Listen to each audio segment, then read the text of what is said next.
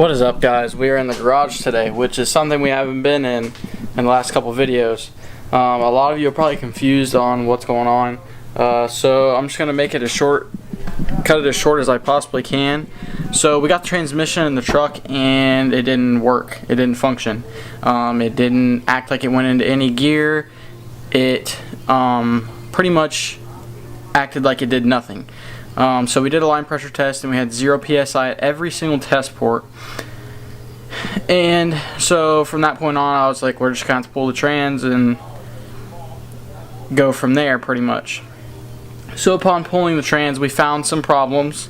The guy that I got the transmission from kind of screwed me, kind of lied, but it is one of those things that you can't really do much about. I did buy a used trans.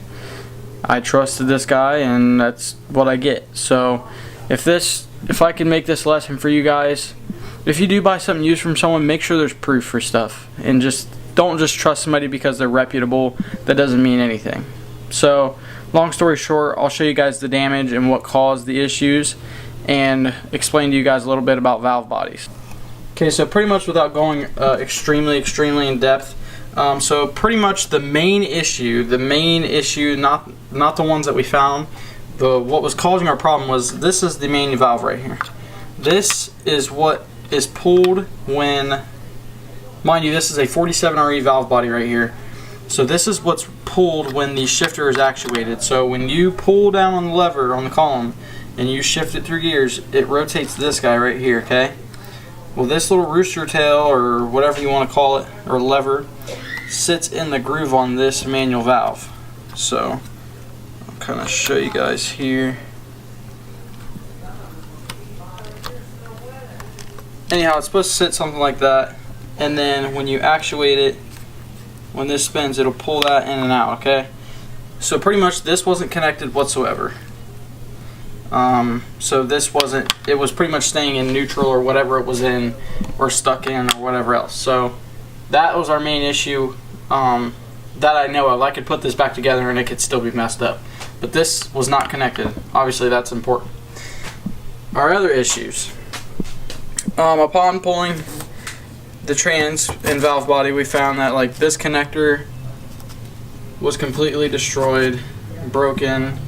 That's broke off there. So we ordered a new one of those. This is what it should look like. Okay, and then we found this. This is a 3 to 4 accumulator spring. This is what controls the softness of your 3 to 4 shift. This is also in the valve body.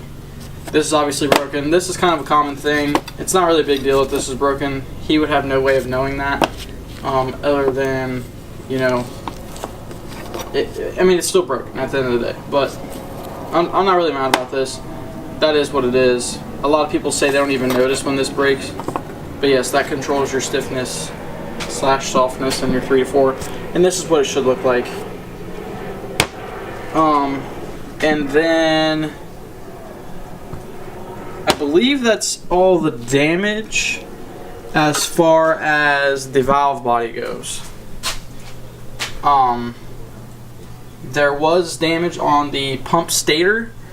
That's like all like grounded up. The pump's still good as far as I can tell, but there was a converter that definitely overheated on the pump stator for sure at one point in time, which obviously wasn't mentioned, and or the converter never came with it, and that explains why, which is a little fishy to me, but it is what it is. So without further ado, I'm going to dive in a little bit about some valve body diagnostics. Okay, so pretty much some key signs to look for when you're looking at a valve body is to look for any type of obviously heat, if you want to see if this valve body has ever taken on any extreme amount of heat. And the main way to tell would be is to pull these plates off. If you pull these plates off, and I have this is a clean microfiber towel, obviously.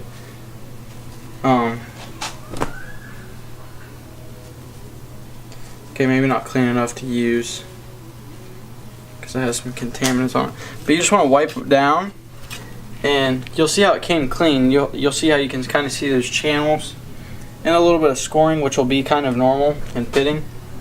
But if you get like a really bad and it's really black, that's a pretty key sign that this plate has gotten extremely hot at one point. Another thing that's very important is to check the trueness of the valve body itself. So you want to take like a flat edge. I don't know if this is the right way to do it. This is my understanding of it, so do a little more research before you take my word for it. But you want to take a flat edge from corner to corner, and then you'll take like a feeler gauge and see how much it's out. From my understanding, it should be 100% true. It shouldn't have any warpage to the surface. And as you'll see is these check balls. Now when I took the valve body apart, I took it apart in a manner to where these didn't fall out. So I suggest doing that when you do that as well. And then this is another plate that I checked to make sure everything was good on as well. But yeah, that's pretty much the gist of it. And you'll just want to make sure you'll check everything, make sure everything's clean and clear. Make sure you don't see anything clogging up.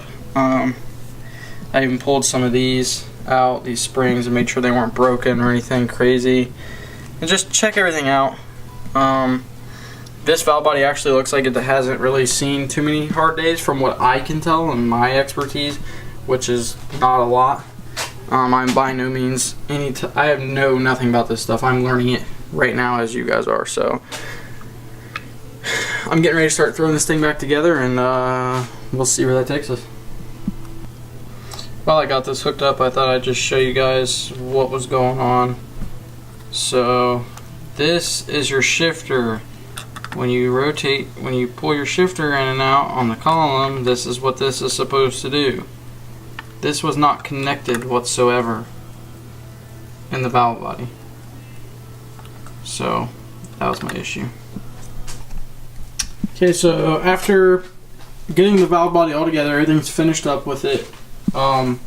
After seeing how hard it is to get this check ball back in, right here, this is what puts pressure on the shifter, so it gives that bump feel, like when you put it in gear, it feels like it's like engaging.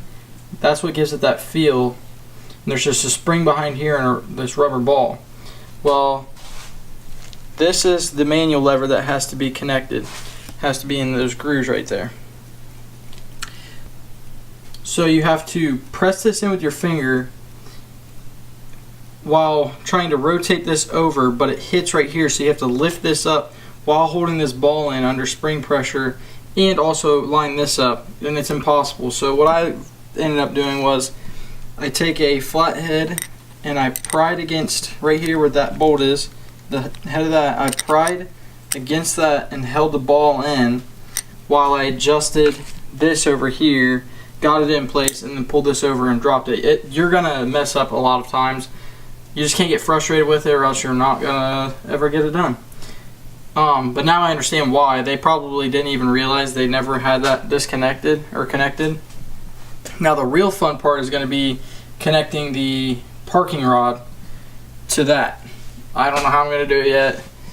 I have to clean up the garage real quick before I can put the valve body in, but I'm really not looking forward to this. This is going to suck. I think you can pull the parking rod out. If that's the case, then I'm going to try to do that. But got the valve body on, got the new sensor in with good new O-rings. I think this is supposed to sit loosely on here. Just make sure you always, I think this is like some type of drain tube. Make sure that's in when you guys put the valve bodies together.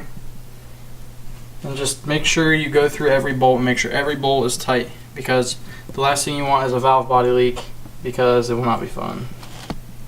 So yeah guys, that's pretty much it. I didn't really film me putting it together because one, I didn't really know what I was doing, and two, I didn't want transmission fluid all over my camera. So this is what you get. If you have any questions, feel free to just message me and I will answer any questions to my knowledge. I don't know everything, and I'm not claiming I know anything about anything really, but I am learning. So we're gonna clean the garage up and probably throw this valve body in. Okay, so the last clip you guys saw, I'm pretty sure, was me putting the valve body together. If not, don't be mad because I have no idea what the last clip was. But anyhow, here we are now. The valve body is in the truck, the transmission is in the truck, and the good news is the truck moved. Okay, this isn't really bad news. But for some weird reason, that manual valve that I was showing you guys keeps coming disconnected. I think I figured out why. I noticed that the shifter, like the actual piece that rotates, has like an up and down play, and it needs to stay down all the way for it to stay engaged with the manual valve. And every time you yank on the shifter, it yanks it up and it disengages from the manual valve. So my guess is whoever put the valve body together a while back, it missed a washer or something to space that, to prevent that slot from being there. So I don't know what I'm going to do to fix it, but that is the issue. Well, I guess I forgot to mention the part where I got the transmission in the truck, and after I got it in, I dropped the pan before I put fluid in it just to make sure the manual valve... I thought I wasn't recording for a second. Just to make sure the manual valve was connected still. So when I dropped the pan, it wasn't connected. I'm like, what the heck?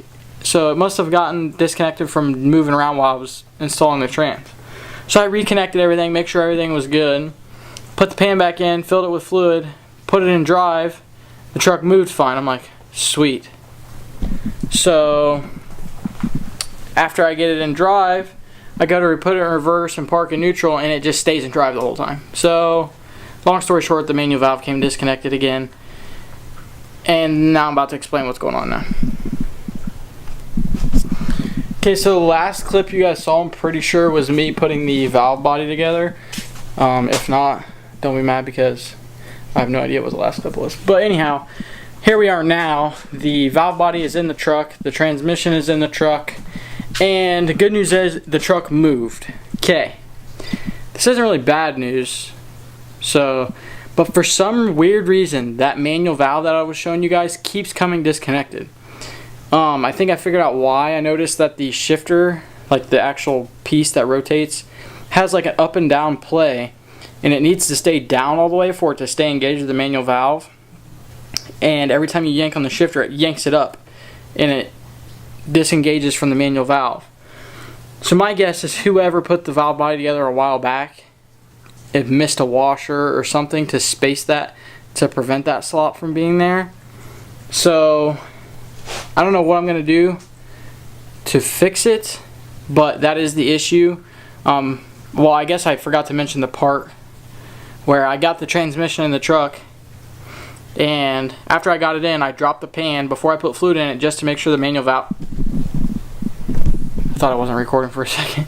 Just to make sure the manual valve was connected still. So when I dropped the pan, it wasn't connected. I'm like, what the heck? So it must have gotten disconnected from moving around while I was installing the trans. So I reconnected everything, make sure everything was good, put the pan back in, filled it with fluid, put it in drive. The truck moved fine. I'm like, sweet.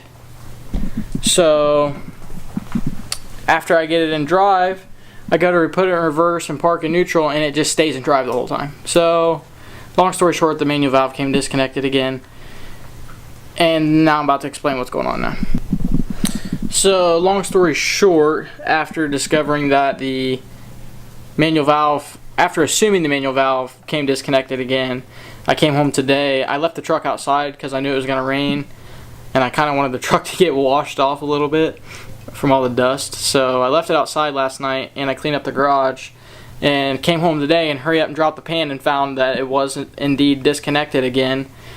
So now I'm like, what the heck? Why does it keep coming disconnected? I mean, it's an easy, I'm glad it's a simple, easy fix, but like I just can't figure out why it keeps popping up. So probably gonna like figure out a way to keep it down. I don't know. But now my dilemma is it's pouring down rain and I can't work on the truck, and I need to work on it. So I put it in neutral and let it roll into the garage, and I thought it would have enough momentum to make it all the way in. Well, it's halfway in and halfway out now, and I am not strong enough to push it all the way in. I've literally tried. That's why I have mud all over me, because I was literally wrapping my arms around the tires and like shoving my whole weight around it, trying to make it move. and I move it like a couple feet and it would just roll right back. So I can't leave it like this, so I need help. Somebody's got to come help me move it. I don't know who's going to do it. I'm hoping that Trey will come through, but he doesn't get off till late. So I don't mind staying up, but I really want to work on the truck, but the truck's halfway outside and halfway in here, and it's pouring down rain. But I'll show you. Literally, the truck is half in the garage, half not in the garage, and of course the part I want to work on is sitting in a puddle of water. So I'm really hoping Trey comes through. I think he has plans tonight though, so that sucks a lot. But yeah, so hopefully we can figure something out. If not, we might just have to go full Hulk mode and try to shove this thing in as hard as we possibly can. That's what she said. Anyhow, but yeah, that's our dilemma right now. As soon as we get in here, the quicker we can come to a resolution for the manual valve. Still have not heard anything back from Firepunk yet. Honestly, that place is a freaking big pile of junk. What is up, guys? A little bit jump in time in video here. This might be a little bit on the confusing side. I know this video is kind of all over the place, but I promise you guys, I promise you in the next video, everything will be tied together. Like, it won't be so spotty and kind of junk. Just some unexpected stuff just keeps happening, so it's like messing with the videos. And I know I have a lot of you guys DMing me like, when's the video for the final 47RE swap gonna come out? And the truth is, I'm trying my best, but the truck's fighting me. So long story short, I have the truck here. Very short, the truck runs and drives fine. Everything to do with the transmission is good. I did get to go rip around in it on Sunday and got some like kinks figured out some of the tunes and stuff, and just enjoyed the truck, honestly. Didn't record anything.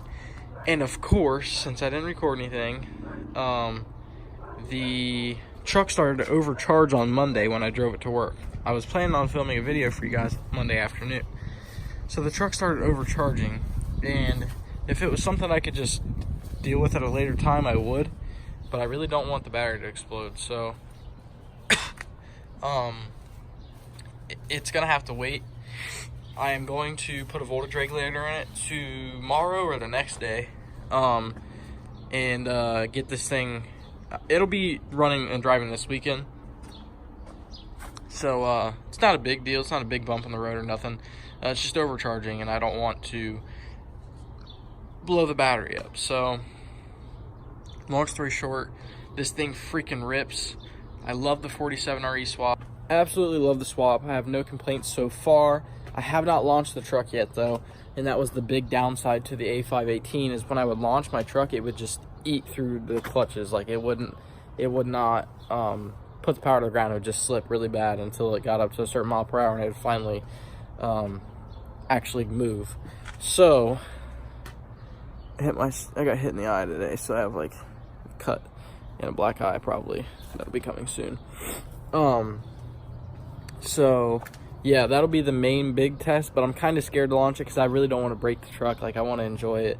But we'll see how long that lasts. We'll see how long that lasts before I decide to just launch this freaking thing. I already did a burnout in it, I'm not gonna lie. It was an amazing burnout. It wasn't like a long, I wasn't too abusive with it.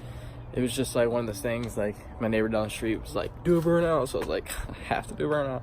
And it did a freaking sick burnout. Trey was in the truck, he could tell you guys, like, as soon as it hit lockup in the burnout, it was just like insane. Like, I felt like I could have just kept knocking tires off the truck for as long as I wanted to. This is a rolling burnout, by the way, like a brake boost and a rolling burnout. So just a weird flex. But yeah, guys, unfortunately, that's gonna be it for this video. In the next video, I promise you guys, in the next video, this truck, we will have a final, like, driving, my take on the 47RE. We'll get some reactions for some people that haven't rode in the truck in a while, just to express the difference the 47RE makes. And let me tell you, it makes a huge difference. I mean, this truck is a night and day difference. I will say, when it hits lockup, it is a little on the laggy side, but I'm sure that's something I could sort out with a tune. So like I said, guys, in the next video, I'm not gonna make you guys wait out. As soon as I get some film some filming done with this. If I have to stay up till 3 in the morning to get an edited video and drop it as soon as I can, that's what I will do.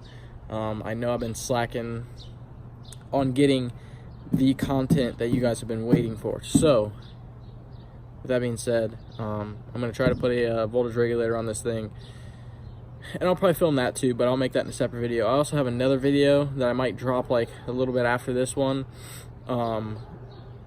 I didn't drop it with this video because I want it to be able to be accessible, so if somebody could type in this issue and it would pop up. It'll be a video of Lucas explaining how to fix a no controller found error on the anteater. That's another thing I want to talk about real quick. I know I'm talking a bunch in this video, but I just want to talk about. So with Firepunk, long story short, I had everything for the transmission or whatever within a month. Like, I had it for a whole month and had been trying to contact Firepunk for maybe 3 weeks, and could not get a hold of anybody. I got one response from Levon on email, and all he said was, "It sounds like the drivers aren't downloaded." When I said in the original email, all the drivers are downloaded, so he did no good for me there. And I emailed him back probably about 4 times. I know that sounds excessive, but like, I didn't just bomb him back. Like, over the course of weeks, I was emailing him, and I emailed Rick Fox as well, and I emailed one other guy at Firepunk, and I even messaged Levon on Instagram and messaged him on Facebook. And I finally got a message back on Facebook. It was like a couple days ago, and still no help. He was responding. I will give him that. He probably responded 3 times, and was absolutely no help at all. Pretty much told me to follow the instructions, which I did, and later on found out that I was doing everything right. And so many other people probably have the same problem because they follow the instructions and they can't get it to download. To me, it sounds like Firepunk is sending out outdated drivers with their thumbsticks that you get with the anteater. Some people were saying that if you go on their website and download the drivers directly from the website, you won't have this issue at all. And if you for some reason can't download the ones off the website, I didn't even look. I didn't even know they had them on their website. But if you do for some reason have the thumbstick and you can't get it to work, the video that I'm dropping after this one, it'll be titled like a no fault or a no controller found fault error, how to fix. That's how you will fix that. So luckily I had Lucas, somebody that knew a little bit about computers, to help me out, since Firepunk wasn't willing to. Obviously Firepunk is a good company. They make good parts, they sell good parts. They're probably one of the best transmission shops in the US that I know of. So that's an obvious thing, but their customer service from my standpoint as a customer is terrible. I mean, I've never experienced such a bad, I spent a decent amount of money with them. It may not have been $10,000 on a transmission kind of money, but I spent a solid like $1,500 with them, and that's enough money to me to where I feel like I should get good customer service. I could understand if I was calling about a sticker being messed up or something I bought, or a $30 hoodie or something, but like, I spent a lot of money with them and I expected good customer service, and I got zero of that, especially with the item that I bought being such a random item that anything could go wrong. I would expect a little bit better customer service. So that's just my take on it. Obviously, I'm still going to go back to Firepunk because they have good parts, but I'm going to avoid that at all costs if I have to. That's just my take on it. Obviously, I still like them as a company. They seem like good people. Maybe they just had some stuff going on, so I don't want to throw them under the dirt too bad, but that was just my experience with it, and that's part of the reason why it took so long to get the truck up and running, is because I couldn't get it tuned. So sorry for all the talking in this video, but pretty much that's going to be it for today's video. And be on the lookout for the next video. It should be dropping soon. I would say within the next 3 or 4 days. I'm trying my best, guys. As soon as I get this thing on the road, that's the first thing I'm doing is getting some clips for you guys. And I'm trying to make a good, nice edited montage and get you guys some good info for it. So anyhow, that'll be it for today, guys. I'll see you in the next video. Deuces.